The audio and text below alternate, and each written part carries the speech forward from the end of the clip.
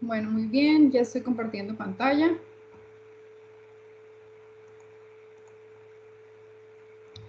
Y ahora sí vamos a empezar. Como les decía, pues les agradezco mucho esta invitación a compartirles esta experiencia que tengo con la influenza y este cariño que le tengo a esta enfermedad, la verdad, que es un tema que me apasiona mucho y me da mucho gusto compartirlo con ustedes. Gracias a CEBET por esta iniciativa de realizar este evento. Que está, la verdad, muy bien organizado y sí les doy un reconocimiento por esto. Bueno, entonces este tema se llama potencial zoonótico de la influenza porcina en granjas porcícolas del estado de Sonora. Sabemos que la carne de cerdo es muy importante tanto porque hay un elevado consumo, demanda y producción. Tan solo en México, en el año 2019 se produjeron 1.6 millones de toneladas, donde Sonora se encontró siendo parte líder de la producción de esta gran cantidad de carne de cerdo en el 2019. Una sexta parte de esta producción se enfocó solamente en Hermosillo, Cajeme y Navajo. Imagínense, una sexta parte de la producción nacional de carne de cerdo del 2019 se produjo aquí en Sonora, en estas 3 ciudades. Sin considerar otras partes de Sonora, aquí es donde está principalmente la producción porcícola en el estado. Esto sitúa obviamente a Sonora como un estado líder en la producción y además también es un estado exportador porque tiene una característica que nos encontramos libres de algunas enfermedades que afectan a los cerdos. Entonces esto hace que sea un mercado muy atractivo para otros países que tienen un alto consumo de carne de cerdo. Todo esto se debe, esta capacidad de producción tan alta que tiene y esta demanda que tiene, porque tenemos baja cantidad de enfermedades en los animales, en los cerdos, pues tiene mucho que ver con estas medidas de bioseguridad que se están implementando en las granjas porcícolas de Sonora. Son altamente tecnificadas nuestras explotaciones y pues por eso estamos tan bien en ese sentido. Pero no todo es miel sobre hojuelas aquí. También existen enfermedades y las más comunes pues son las que van a estar formando parte del complejo respiratorio porcino, que como el nombre lo dice, pues es un complejo de enfermedades, es un complejo de agentes etiológicos que están causando esto, y uno de ellos, que es en el que me voy a enfocar, pues es la influenza porcina. Esta es una enfermedad que está distribuida en todo el mundo. Su vía de entrada es nasofaringea, tiene una morbilidad muy alta, es decir, se puede transmitir muy fácil entre los individuos y más en las granjas, que pues los animales están en los corrales, están muy pegaditos, tienen mucho contacto, hay mucha humedad y pues se transmite muy fácil. Y aparte el comportamiento de los cerdos que se están oliendo, se están pegando, eso tiene mucho que ver. Sin embargo, la mortalidad es muy baja, es como el 5% o menos del 5%, pero cuando solamente está el virus de la influenza. ¿Qué pasa?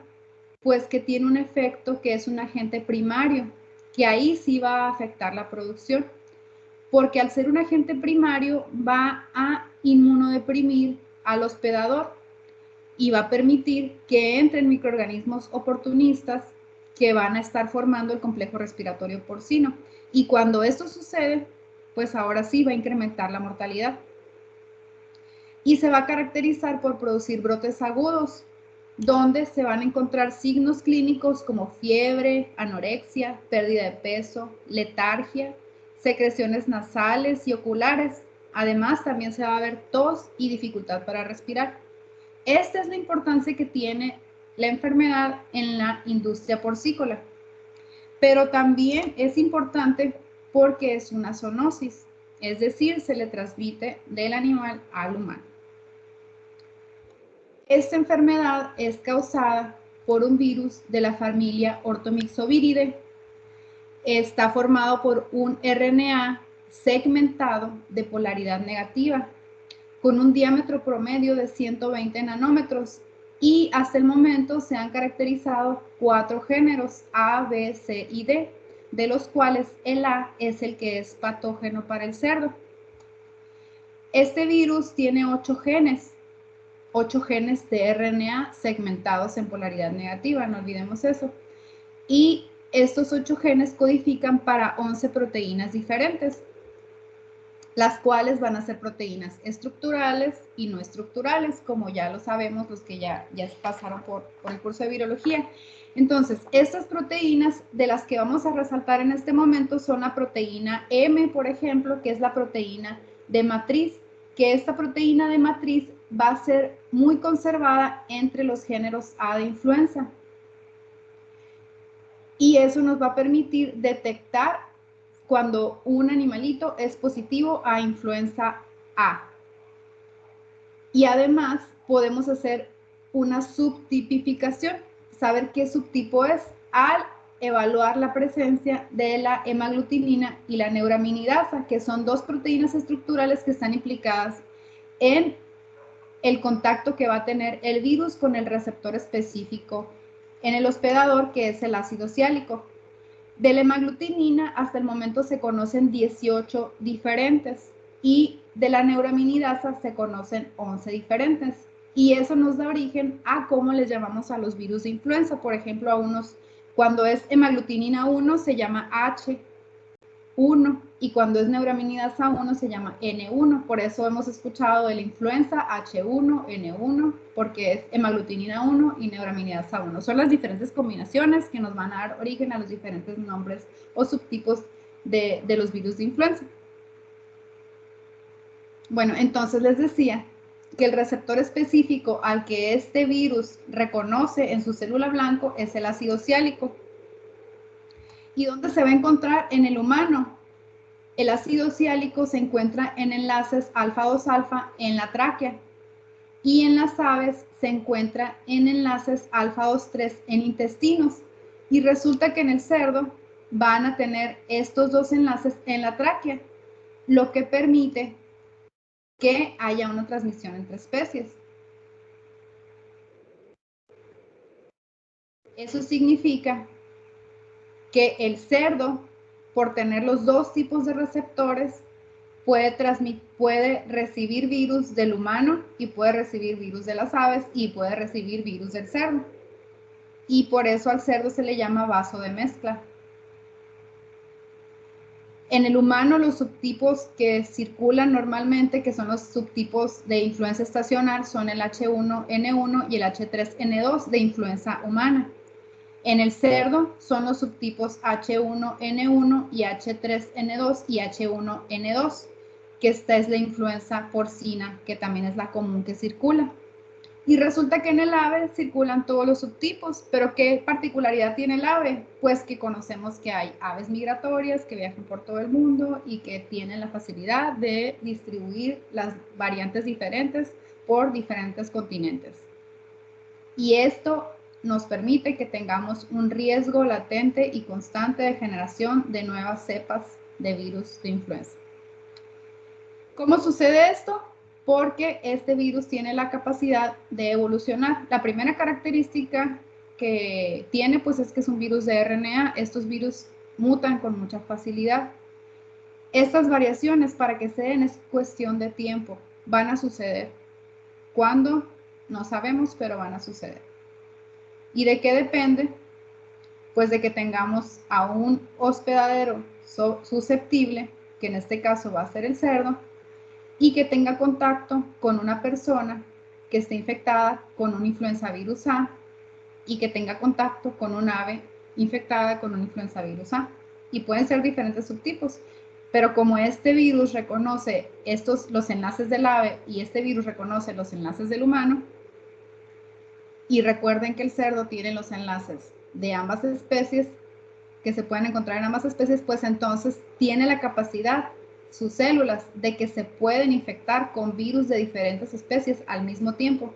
Y por ser un virus segmentado, a la hora de que este virus se replica al interior de la célula y se ensambla, puede haber diferentes segmentos de diferentes virus y sale un virus totalmente nuevo.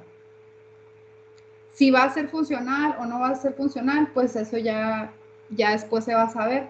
Realmente esto es al azar. Como sabemos, esto no hay un control sobre esto, sobre qué tipo de recombinación va a suceder. Por eso les digo, quizás esto está pasando en este momento, pero no siempre va a ser un virus funcional. No siempre funcionan estas variaciones genéticas. A esto se le llama reacomodo genómico. También existe otro tipo de variación genética que se llama deriva antigénica.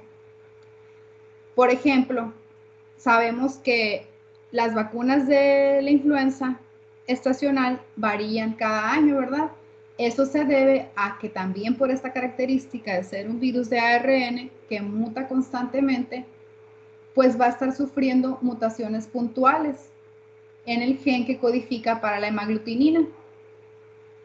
Entonces, estas mutaciones puntuales van a hacer que estos anticuerpos vacunales que eran reconocidos en una temporada ya no sean reconocidos después, porque va a hacer que esta mutación puntual cambie la estructura de esta determinante antigénica, que es la hemaglutinina, que antes era reconocida, y al hacer esta mutación puntual va a cambiar la forma y no va a haber un reconocimiento. Y esto se llama deriva antigénica, que es el otro tipo de mutación que realizan los virus de influenza. Todo esto le da al virus la capacidad de tener una infección en múltiples especies. Y aquí vemos una imagen de la ecología del virus de la influenza.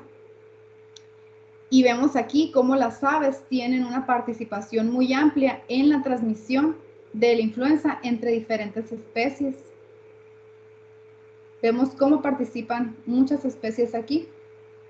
Y en la que nosotros nos estamos enfocando en este momento, pues es en el cerdo, donde vemos que lo que les mencionaba, que la H1 y la H3 son influencias que son endémicas y esporádicamente va a sufrir también infecciones por otros tipos de influenza que vienen de otras especies, como las aves.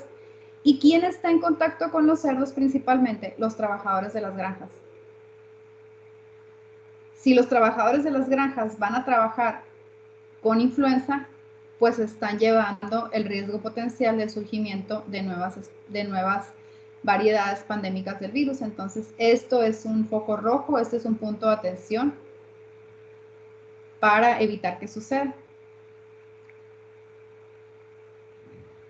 Y de alguna manera, en el 2009, ocurrió el surgimiento de la influenza pandémica, que se le llamó influenza H1N1, porque al llamarle influenza porcina, pues la gente se asustó, pensó que por comer carne de cerdo se iban a infectar y hubo un tabú contra la carne de cerdo, que de por sí ya lo hay, cuando en realidad esa no es la vía de infección y ya el cerdo no estaba siendo la principal vía de infección, sino que ya se había convertido en una enfermedad pandémica, que significa que ya tenía un alto grado de transmisión entre humanos. Entonces el cerdo realmente no estaba teniendo un efecto tan importante, pero sí tuvo un impacto muy fuerte en la porcicultura en todo el mundo. ¿Qué tenía este virus de particular? Pues como es un RNA segmentado, en algunos momentos, fueron algunos momentos en los que pasó que este virus se recombinó con otros. Por ejemplo, aquí vemos que tiene diferentes proteínas que son de diferentes hospedaderos. Por ejemplo, vemos que aquí hay de humano, de ave, de cerdo norteamericano, de influenza clásica porcina, de influenza euroasiática porcina. Entonces vemos que hay de todo. Hay cepas euroasiáticas, hay norteamericanas, hay de humano y hay de ave. Todo esto se juntó en un solo virus. ¿Cuánto tiempo le llevó? ¿Quién sabe? Pero en el 2009 causó una pandemia que afortunadamente este virus se estabilizó rápidamente entre la población humana. Que aunque sí hubo una época en la que causó un impacto en la salud, pues principalmente fue en personas con algunos factores predisponentes y algunos factores de riesgo para producir enfermedad grave, como obesidad, enfermedades que causaban inmunodeficiencias, embarazos, esos tipos, por ejemplo, ¿no? Que es algo que también se está viendo actualmente con la pandemia actual. Y por eso, precisamente, por esto que sabemos del potencial pandémico que tienen los virus de la influenza, necesita estar bajo supervisión constante el virus de la influenza. Esta página de la Organización Mundial de la Salud está monitoreando constantemente a los virus que están ahorita circulando de influenza. Y no importa que esté COVID, o sea, porque COVID ahorita es una pandemia, pero no tenemos que olvidar que está influenza. Por eso estamos vigilando esta interfase y nos estamos preparando para la siguiente pandemia para influenza. Tenemos que estar vigilando constantemente estos virus porque la influenza causa pandemias de forma cíclica cada ciertos años, aproximadamente cada 50 años, pero este ciclo se va haciendo más corto también cada vez, entonces no sabemos cuándo pueda ser el siguiente. Entonces, vemos aquí pues que hay una preparación constante para responder adecuadamente. También una influenza que está constantemente monitoreada son los virus de influenza aviar, que sabemos que existen de alta patogenicidad y de baja patogenicidad. Que estos virus, una vez que se pasan al humano, tienen muchísimo potencial pandémico también. Estos por lo general se han dado en Asia y en México se monitorea constantemente las cepas de influenza que pudieran estar llegando a las granjas avícolas. Y también me tocó participar en un proyecto también más o menos al mismo tiempo, hace unos 10 años, en donde hicimos un monitoreo de los virus de influenza aviar en aves migratorias. Y sí encontramos influenza aviar en Sonora, pero en aves migratorias. Entonces, aunque digamos que somos libres de influenza aviar, las aves migratorias pasan por aquí todo el tiempo y vienen de otras partes y no sabemos qué es lo que traen. Entonces, como les decía, sí, está bien, tenemos COVID ahorita, es lo que nos está deteniendo el mundo, pero no nos tenemos que olvidar que existe influenza y que existen otras enfermedades que afectan la salud pública y que también tienen un riesgo potencial. Entonces, no las tenemos que descuidar. ¿Qué es lo que está pasando en México? ¿Qué se conocía en México sobre la influenza porcina? Realmente no son muchos casos los que se han reportado. ¿Por qué? Pues porque por ser una enfermedad que causa poco impacto en la producción porcícola, pues no es algo que se esté monitoreando constantemente. Entonces sí son pocos estudios los que existen, pero sí los hay. Por ejemplo, aquí tenemos un estudio que fue hecho en el 2005, en donde se observó que existía una prevalencia de H1N1 del 43% y H3N2 del 33%.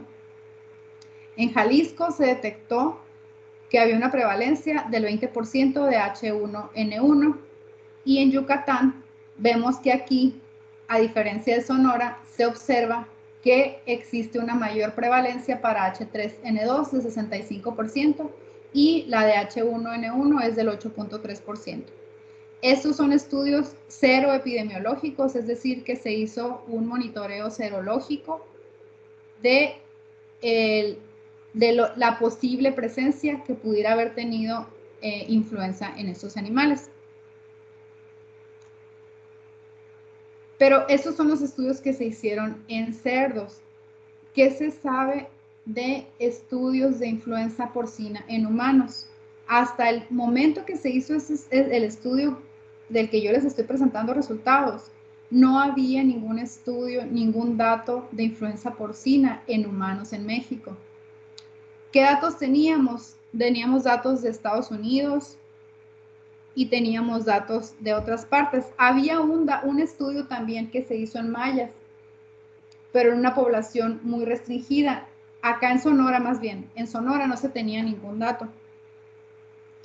¿Y de dónde partió esto? Bueno, teníamos algunos datos de personas que están en Estados Unidos, que pues bueno, tenemos una cercanía geográfica, eso nos daba una ventaja porque al ser un país en donde hacen muchos estudios de monitoreo de enfermedades virales, pues nos da datos cercanos a donde estamos ubicados. Entonces, esto nos sirvió. De aquí encontramos que se encontró en un estudio que se realizó en personas que trabajan en granjas porcícolas que había una prevalencia, una cero prevalencia del 25% de H1N1 porcina y del 5% de H3N2.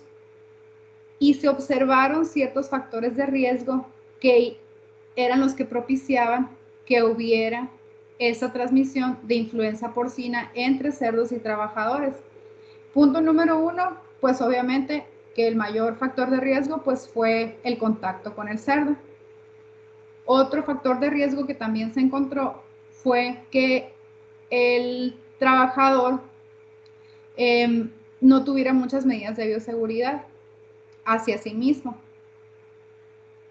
Y otro factor de riesgo también que se encontró fue el fumar, porque el fumar les daba cierta susceptibilidad respiratoria que los hacía más susceptibles a enfermarse.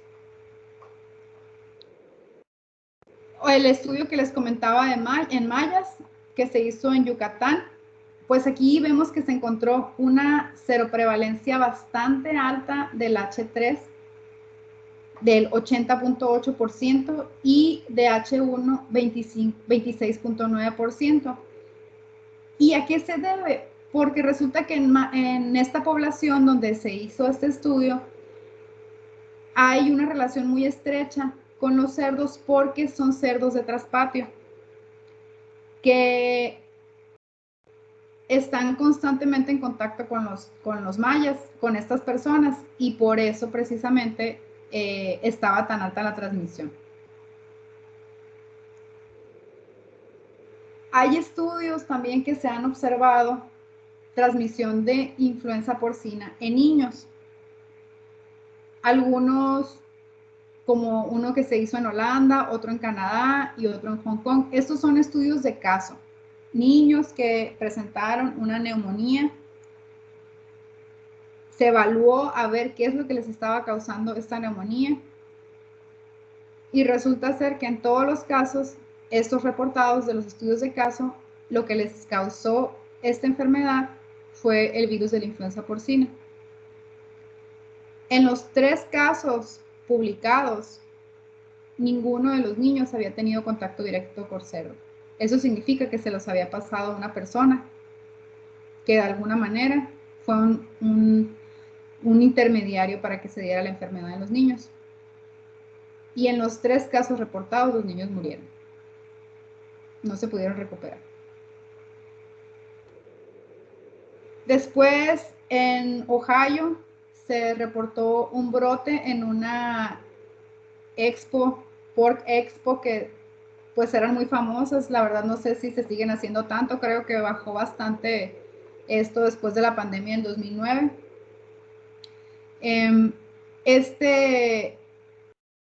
Aquí en este lugar, en el 2008, se habla de que hubo un brote de influenza. Y hay algunas teorías que dicen que de aquí podría haber salido también, o por aquí podría haber pasado este virus pandémico del 2009. Pero pues realmente hasta ahorita no se ha establecido esa relación directa. Bueno, entonces, estos son los antecedentes. ¿Cuál fue la justificación para que se planteara o nos planteáramos nosotros hacer este proyecto exploratorio en Sonora? Pues es que la influenza porcina es una zoonosis que se conoce a nivel internacional.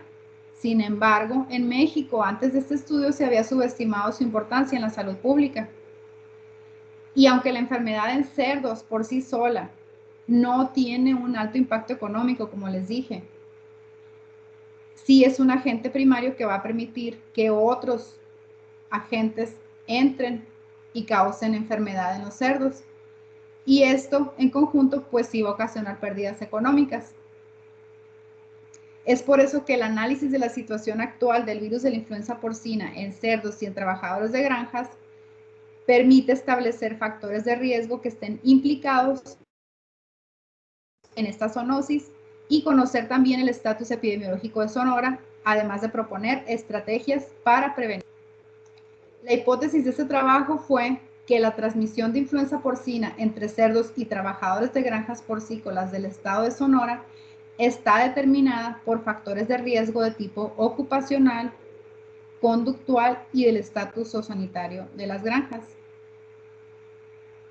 Para probar esta hipótesis, nos planteamos que el objetivo general de este proyecto sería determinar los factores de riesgo ocupacionales, conductuales y del estatus zoosanitario de las granjas para la transmisión de influenza porcina entre cerdos y humanos. Y también para esto, pues, nos planteamos estos objetivos particulares. Primero fue la detección del geneme de los virus de influenza porcina en cerdos y humanos por RT-PCR en tiempo real. Porque el geneme, como les mencioné, es el que nos va a hacer saber si existe el influenza virus A en el hospedador que estamos buscando. Entonces ese sería como un monitoreo general, un screening, y ya después que ya detectamos estas muestras positivas por influenza por PCR de tiempo real, entonces se hace la caracterización genética de los subtipos H1 y H3 de las muestras positivas. Entonces, con esto que se caracterizó genéticamente, después se conoció la prevalencia de los subtipos H1 y H3 en los trabajadores y en cerdos de las granjas porcícolas muestreadas. Con todo esto, después se evaluaron los factores de riesgo en trabajadores de granjas a partir de la aplicación de cuestionarios. Para cumplir todo lo anterior, se hizo este diseño. Esto fue un estudio epidemiológico descriptivo transversal en personas y en animales. En las personas tuvimos dos grupos. Tuvimos 65 personas expuestas y 66 personas no expuestas. Las 65 personas expuestas fueron los trabajadores de las granjas y los no expuestos pues fueron personas que no tenían ninguna relación con granjas de cerdo. Se tomaron las muestras de 15 granjas porcícolas. De aquí también se tomaron estas muestras de 150 cerdos.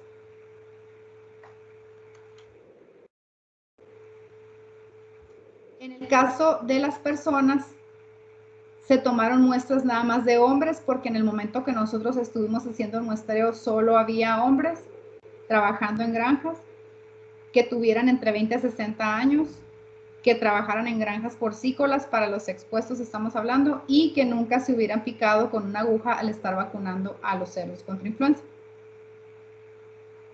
Y en el caso de los no expuestos, se tomaron muestras de hombres de 20 a 60 años que no trabajaran en una granja porcícola.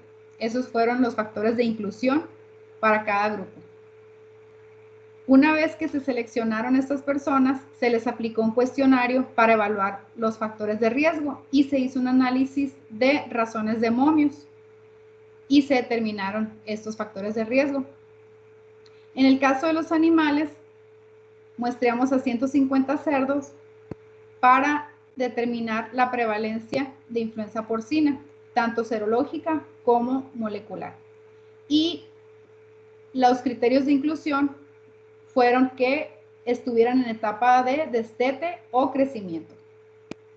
Y también tomamos animales con signos respiratorios.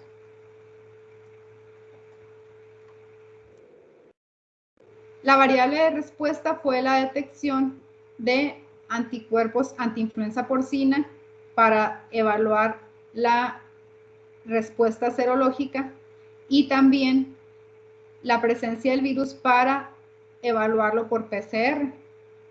Esto se evaluó por PCR y esto por serología. El muestreo se realizó entre octubre del 2008 hasta marzo del 2009. Y la metodología fue que se obtuvieron muestras de sangre sin anticoagulante en personas y en cerdos. Y en estas personas, pues se realizó la detección de anticuerpos antiinfluenza porcina H1 y H3. Estas muestras se analizaron por inhibición de la hemaglutinación, aquí se me pasó ponerlo, y en los cerdos sí se hizo por un kit específico para influenza porcina. Luego también se tomaron muestras de hisopados, tanto en personas como en los cerdos, para realizar la extracción del RNA con un kit comercial. Y el primer paso pues fue la detección del gen M por PCR tiempo real. Y luego por PCR convencional se detectaron los genes H1 o la hemaglutinina 1 y H3 o hemaglutinina 3. Después esto se detectó en geles de agarosa.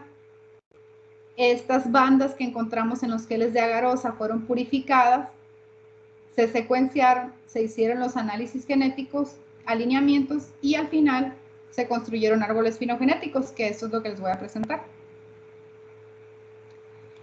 El análisis estadístico se realizó para estimar diferencias estadísticas entre las seroprevalencias de la enfermedad. Para eso se realizaron pruebas de comparación de medias por Fisher y se consideraron significancias de una P menor a 0.05. Y para realizar los análisis de razones de momios, evaluamos factores de riesgo en trabajadores. Además, se usaron dos paquetes estadísticos, el NCSS 2007 y el STATA 10. Aquí se corrieron estas muestras de factores de riesgos en el STATA 10. Todo lo demás se hizo en NCS.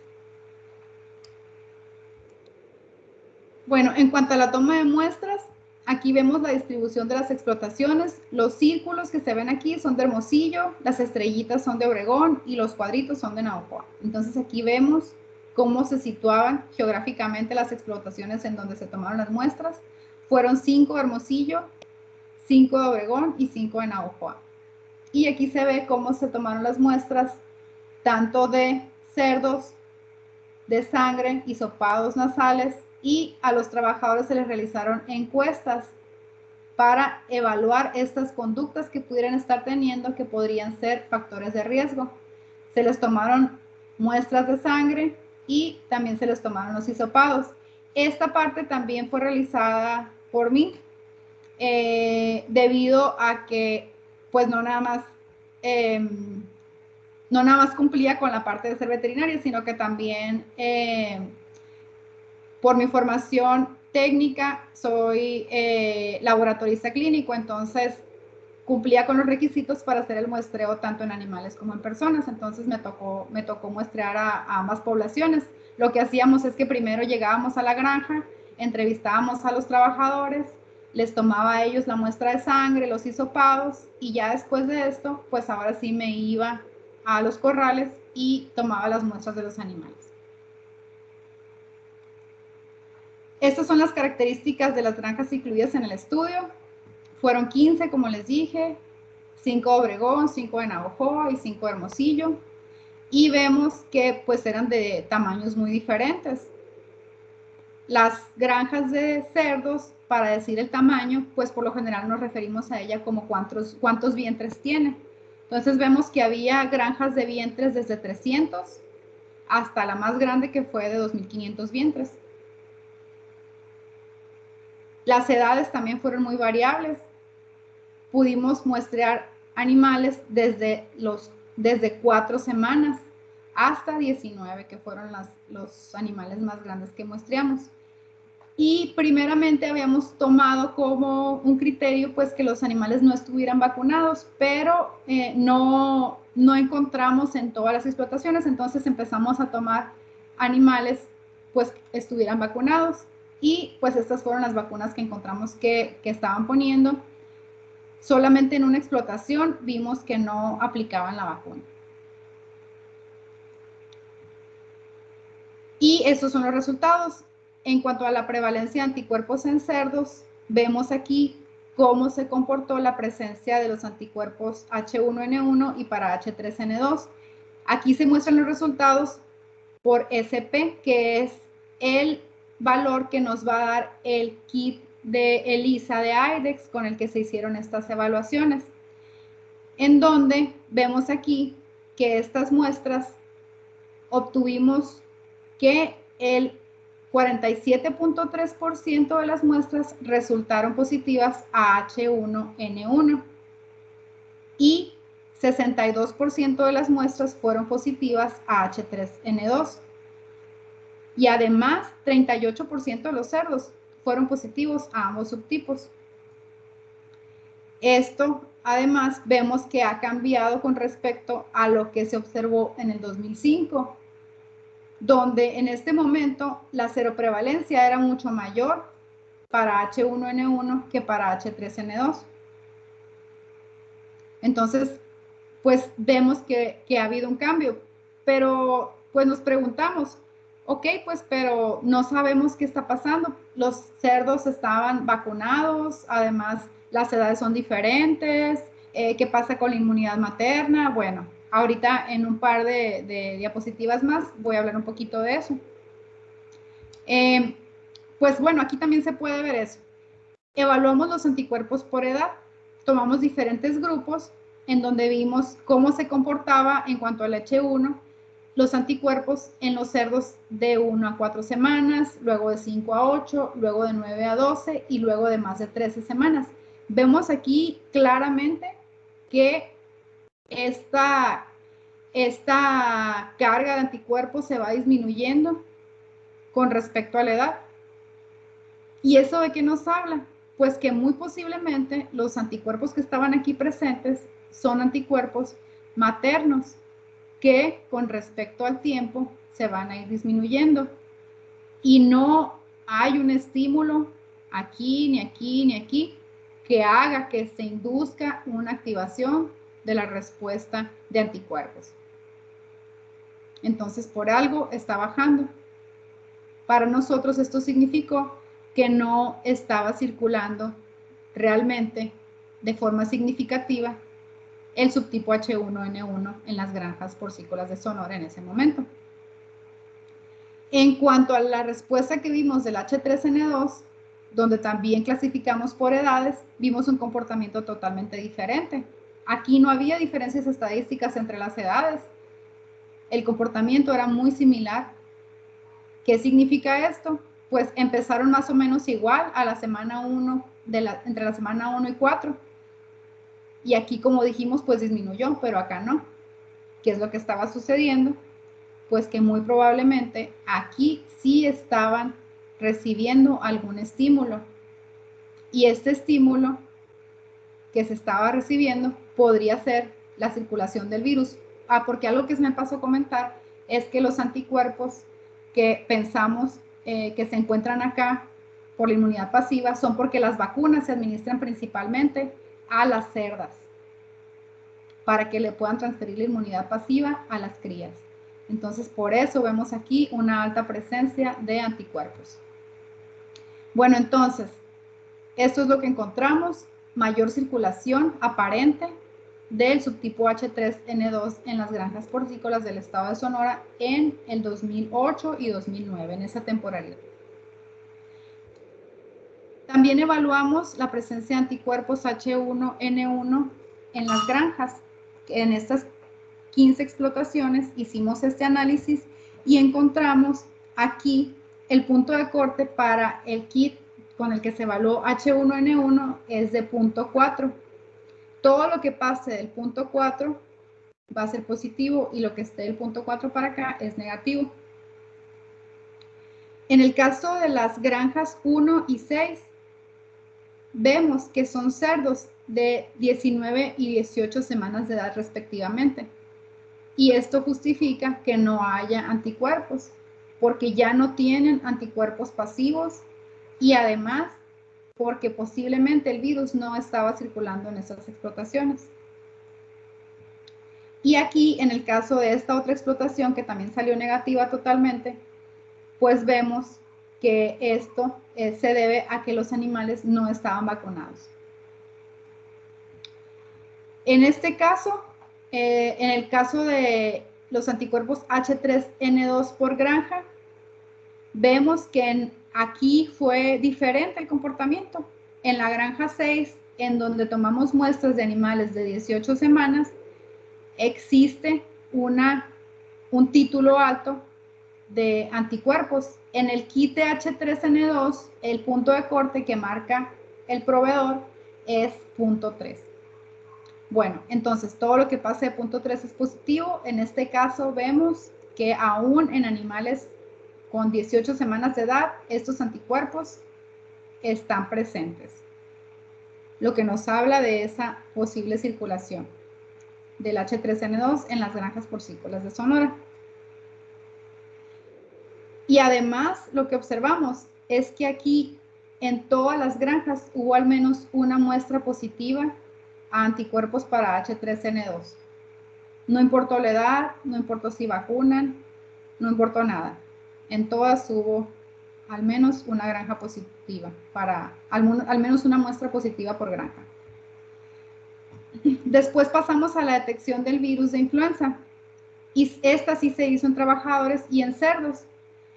En el estudio molecular epidemiológico en trabajadores no hubo detección en ese momento del gen M, es decir, que ningún trabajador estaba cursando por una infección de influenza. Entonces no se encontró ni el gen M y pues por supuesto esto tampoco. Mientras que en cerdos sí encontramos. De los 150 cerdos encontramos a 25 que presentaron la presencia del gen M. Y de estos 25 animales hicimos el estudio para determinar la búsqueda del subtipo. De aquí pudimos determinar el subtipo de 4 virus para H1 y de 2 virus para H3. De 19 virus no pudimos detectar el subtipo, pero en realidad lo que queríamos ver nosotros era la presencia. Si esto nos estaba comprobando de cierta forma que estos virus pues sí estaban circulando, que no necesariamente son vacunales. Y además pues que también eso nos va a dar indicios de la configuración genética que tienen estos virus que están circulando. Entonces con esto, esta información era suficiente para nosotros en ese momento. Después de esto, pues se hicieron los análisis filogenéticos. ¿Y qué es lo que encontramos en el análisis filogenético del gen H1? Pues lo que hicimos fue que tomamos muchas secuencias genéticas publicadas en GenBank de influenza AH1N1, que es la pandémica, influenza porcina, influenza humana e influenza aviar. Y pusimos nuestras secuencias genéticas junto con todas esas secuencias, corrimos el análisis filogenético y nos encontramos con que los subtipos circulando en Sonora, al menos a nivel de la hemaglutinina, se estaban agrupando con los virus de influenza porcina.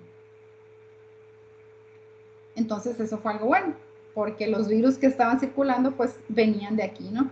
Eran de influenza porcina. Y luego hicimos también este análisis filogenético para el gen H3. Igual, agrupamos a los virus de influenza porcina, de influenza humana y de influenza aviar, y nosotros encontramos que la secuencia de Sonora se estaba agrupando acá con los virus de influenza porcina, que también fue un buen resultado, porque eso significa que los virus de H3 pues también son de origen porcino, los que circulan en Sonora. Algo que se me pasó mencionar de la diapositiva anterior es que también una buena noticia aquí fue que estos virus que se tomaron las muestras antes, justo antes, porque este muestreo se terminó en marzo del 2009, febrero, marzo del 2009, y después inició la pandemia, pues vemos que no tenían ninguna relación previo a la pandemia, no estaban relacionados filogenéticamente. Que ahora estén circulando aquí, bueno, pues ya es otra cosa, ¿no? Pero antes de la pandemia, los cerdos de Sonora por lo menos no tenían ninguna relación con este virus pandémico. Esto nos dio los datos suficientes como para poder hacer esta publicación, donde se reportaron los datos serológicos y moleculares de la prevalencia de influenza en las granjas de México, del noroeste de México. Entonces esto pues también lo pueden encontrar, está disponible y si ustedes quieren lo pueden leer. Esta información que les acabo de dar está publicada en este journal. Además también obtuvimos una publicación de la seroprevalencia y los factores de riesgo para influenza porcina en los trabajadores de granjas del noroeste de México. Los factores de riesgo que obtuvimos pues se analizaron a partir de estas conductas que pudieran ser de riesgo. Preguntamos que si se bañan al entrar o salir de la granja, que si cuánto tiempo han trabajado con cerdos, que si qué tipo de protección usan. Y esto no voy a entrar en tanto detalle porque ya se nos está acabando el tiempo, entonces nada más les pongo esto para que vean qué tipo de preguntas hicimos y cuáles fueron las respuestas. También otras preguntas, que si padecían enfermedades crónicas, que si fumaban y que si tenían la vacuna de la influenza. A los no expuestos les preguntamos también que si tenían enfermedades crónicas respiratorias, que si tenían la vacuna de la influenza y que si fumaban. Y esta tabla nos dio los datos sobre la seroprevalencia de la influenza, tanto porcina como humana, en las personas expuestas, es decir, trabajadores, como los no expuestos, gente que no tuviera ninguna relación con la industria porcícola. En los expuestos encontramos que del H1N1, 2 personas resultaron seropositivas, mientras que los no expuestos ninguna. Y en el caso de la influenza humana, ambas poblaciones fueron positivas para este subtipo, el H1N1. Y de los trabajadores, vemos aquí a algo que nos pudiera estar llamando mucho la atención como un foco rojo, que esta persona pues fue positiva serológicamente, tanto influenza humana como influenza porcina. Luego también aquí tenemos los seropositivos para H3N2 y aquí vemos que en los expuestos hubo 8 personas seropositivas a influenza H3N2, mientras que en los no expuestos también hubo una. Nunca había tenido relación con los cerdos, o al menos no una relación que recordara o que fuera de tipo ocupacional, y aún así fue positivo a H3N2, perdón. Y pues eso es de llamar la atención. Y en el caso de influenza H3N2 humana, pues también vimos que en ambas poblaciones se encontró. Y acá también vemos esto, que en los expuestos hubo 5 personas que eran seropositivas para H3N2, de tanto porcina como humana, para las dos. Y estas son las cepas con las que se hicieron estos estudios por inhibición de la hemaglutinación. Y esta es la tabla donde se observa la estimación que se hicieron de los factores de riesgo, tanto para H1N1 como para H3N2. Y vemos aquí las variables que se consideraron fueron la exposición a cerdos, la localización geográfica, si fumaban, si recibieron la vacuna de la influenza, si eran positivos a influenza humana H1 y si eran positivos a influenza humana H3N2. ¿Y qué es lo que observamos? Bueno, en cuanto a los factores de riesgo que se obtienen por medio del análisis de razones de momios, la forma de interpretar este resultado es que todo lo que sea mayor a 1 y que en el intervalo de confianza no se incluya el 1 en medio, es decir, no es de 0.5 a 5.64, es de 1.65 a 5.64. Aquí en medio no está el 1, es mayor a 1 esto, no es menor a 1. Entonces, si es mayor a 1, el rango, eso significa que va a tener una significancia estadística. Porque, por ejemplo, aquí tengo este dato que es mayor a 1 pero resulta que cuando evalúo la significancia estadística en el rango, pues es menor a 1, entonces eso me hace que no lo considere como un dato válido. Esto no se considera entonces como factor de riesgo. En cambio aquí, si están expuestos a cerdos y la localización geográfica de la explotación, pues también esto sí me da un valor estadístico que puedo tomar ahora sí como factor de riesgo. Entonces, esto significa que las personas que están expuestas a cerdos tienen 3 veces más riesgo de presentar anticuerpos anti-H3N2, mientras que la localización geográfica dio 8.15 veces más riesgo de presentar anticuerpos anti-H3N2.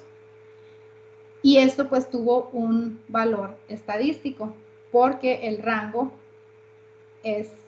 no considera el 1 en medio, es mayor a 1.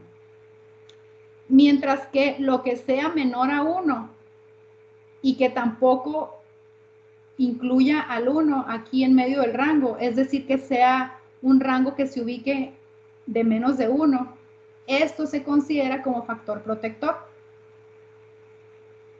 El recibir la vacuna de la influenza es un factor protector para que los trabajadores de granja no se enfermen de influenza porcina. Y esto nos da una pista de que debería ser una medida que se tome en las granjas porcícolas, que por una parte va a evitar que los trabajadores se enfermen porque les puede estar propiciando una protección cruzada, y de la misma manera se van a proteger a los cerdos porque los trabajadores no van a estarse enfermando tanto, porque la vacuna es un factor protector. O sea, la vacuna sí está funcionando tanto para influenza humana como para influenza porcina. Conclusiones, pues estas fueron: en los cerdos de Sonora se detectó mayor seroprevalencia para el H3N2 de influenza porcina que de H1N1. Esto fue diferente con respecto a lo que se había encontrado antes. Las hemaglutininas de los virus detectados comparten mayor identidad y son filogenéticamente más cercanos a los del linaje porcino norteamericano. Y los virus pandémicos H1N1 del 2009 no estuvieron relacionados filogenéticamente a los virus circulantes en Sonora, al menos a nivel de la hemaglutinina, que fue el gen que nosotros analizamos. Además, los resultados que obtuvimos en este trabajo nos dieron indicios que la situación geográfica de las granjas es un factor de riesgo, y esto se relaciona a el número de vientres que pudieran estar teniendo las explotaciones y al bajo estatus sanitario que estén manejando. Y un factor protector pues va a ser que los trabajadores tengan la vacuna de la influenza estacional, que debería ser algo que se pongan los trabajadores y también las personas que no trabajan en granjas, ¿no? Porque nos está protegiendo. ¿Qué es lo que sigue? Después de esto, pues este es un estudio que se hizo hace un poco más de 10 años. Las cosas posiblemente están diferentes ahora. Entonces, ¿qué es lo que sigue? Pues hay que realizar la evaluación de la evolución genética de los virus de influenza porcina en México.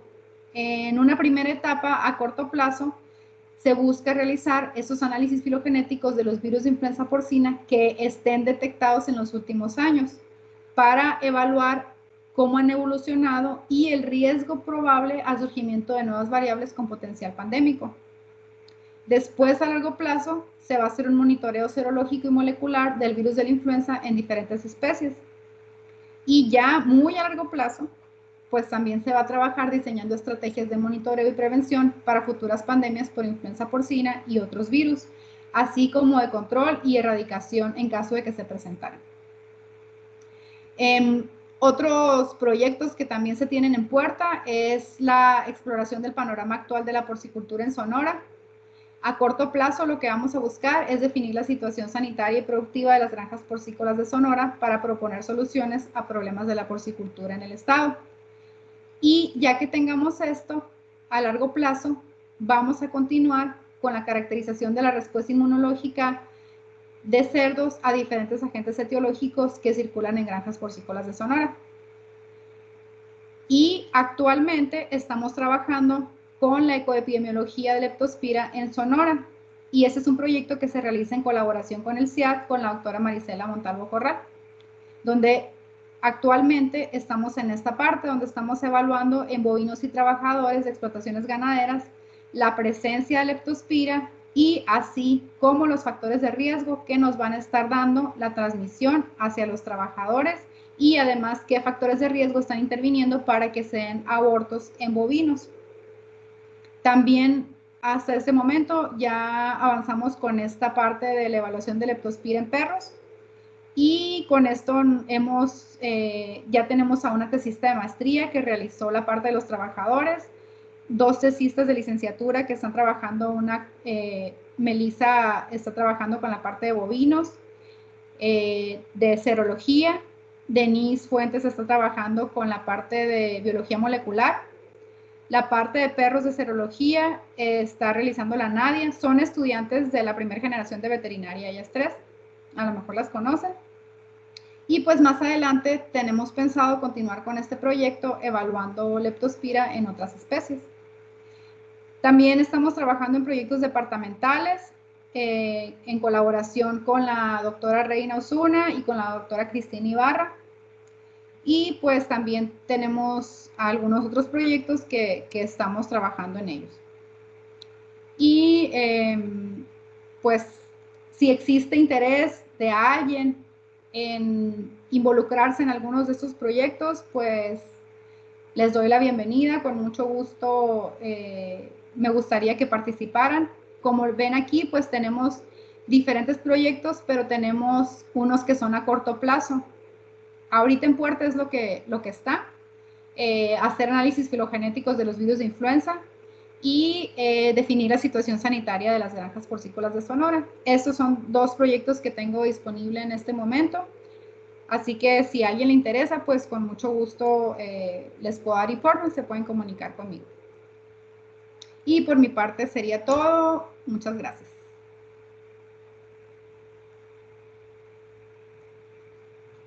Si existen dudas, comentarios, adelante.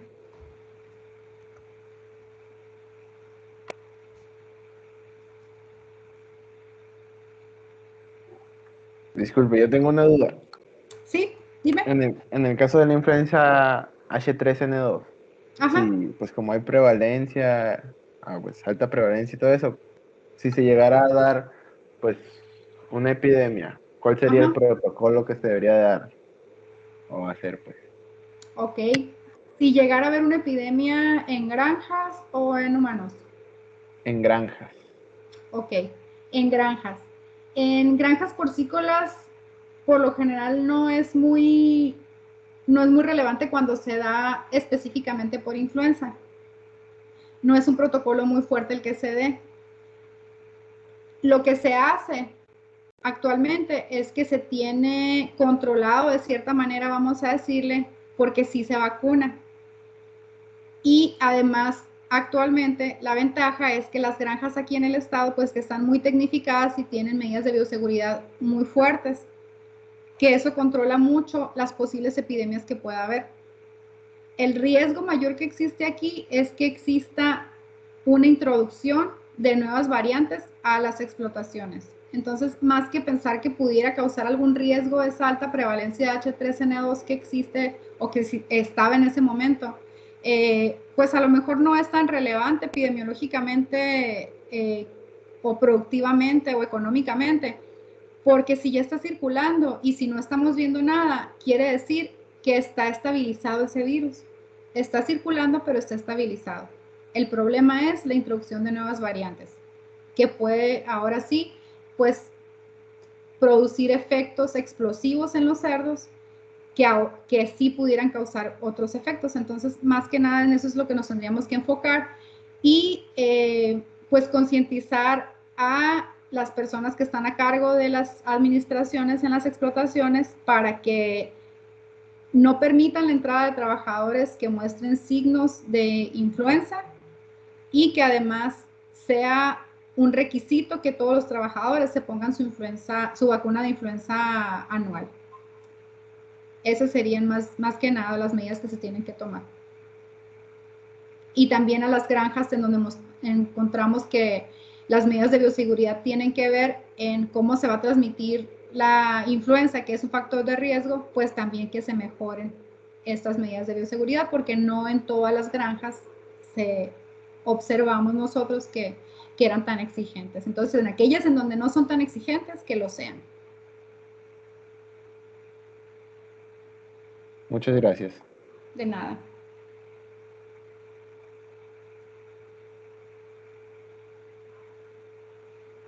¿Algo más? No sé si hay alguna otra duda por parte de los asistentes.